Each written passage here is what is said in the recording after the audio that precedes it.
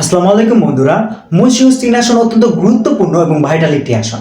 এই আসনে মোট 8 জন প্রার্থী নির্বাচন করলেও সবচেয়ে বেশি আলোচনায় মোহাম্মদ কামরুজ্জামান রতন এবং মোহাম্মদ মহিউদ্দিন। মোহাম্মদ কামরুজ্জামান রতন বিএনপির সমাজ কল্যাণ বিষয়ক সম্পাদক এবং মোহাম্মদ মহিউদ্দিন মুন্সিগঞ্জ জেলার সাবেক সদস্য সচিব। নির্বাচনী হলফনামায় দেওয়া তথ্য অনুযায়ী মোহাম্মদ মহিউদ্দিন স্বশিক্ষিত এবং মোহাম্মদ কামরুজ্জামান রতন 1982 সালে ঢাকা কলেজ থেকে দ্বিতীয় বিভাগে এইচএসসি পাশ করেন।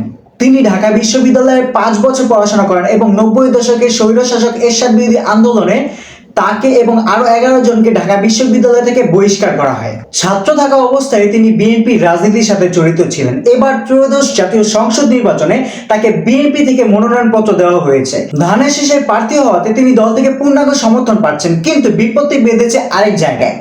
বিদ্রোহী প্রার্থী হিসেবে ফুটবল মার্কায় সতত নির্বাচন করছেন মোহাম্মদ মহিউদ্দিন। মোহাম্মদ মহিউদ্দিন হচ্ছেন এই অঞ্চলের জনপ্রিয় নেতা 5 বারের সংসদ সদস্য আব্দুল হাইয়ের ছোট ভাই। আব্দুল হাইয়ের অসুস্থতার পরে এই অঞ্চলের তৃণমূলের নেতাকর্মীদের কাছে মোহাম্মদ মহিউদ্দিন খুবই জনপ্রিয় হয়ে ওঠেন। বিদ্রোহী প্রার্থী হিসেবে নির্বাচনে অংশগ্রহণ করে তাকে দল থেকে অব্যাহতি প্রদান করা হয়েছে। সেই সাথে তার নির্বাচনের সমর্থন জানিয়ে তার নির্বাচনী প্রচারণায় অংশগ্রহণ করার কারণে যুবদল নেতা মাসুদ সহ তৃণমূলের অনেক নেতাকর্মীকে দল থেকে অব্যাহতি প্রদান করা হয়েছে এবং বিভিন্ন জায়গায় কমিটিও বিলুপ্তি ঘোষণা করা হয়েছে।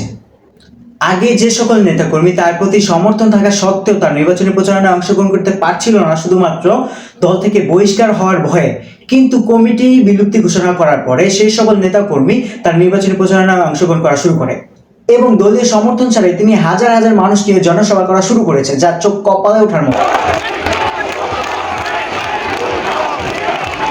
অপরদিকে প্রচারণায় কোনো অংশেই পিছিয়ে নেই কামরুজ্জামান রতন। ব্যাপকভাবে প্রচারণা চালাচ্ছেন।